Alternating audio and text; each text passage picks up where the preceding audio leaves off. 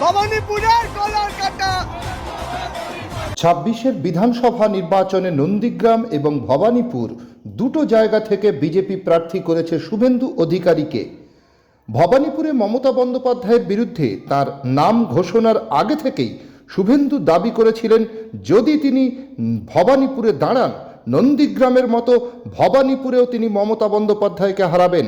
স্বাভাবিকভাবেই এই মুহূর্তে রাজ্যের বিধানসভা নির্বাচনের হটস্পট হয়ে উঠেছে ভবানীপুর।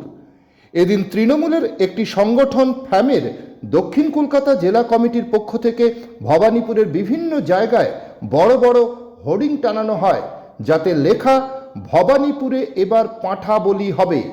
নাম না করে যে তারা শুভেন্দুকেই কটাক্ষ করছেন, তাদের স্লোগান থেকেই সেটা স্পষ্ট। ভবানীপুরে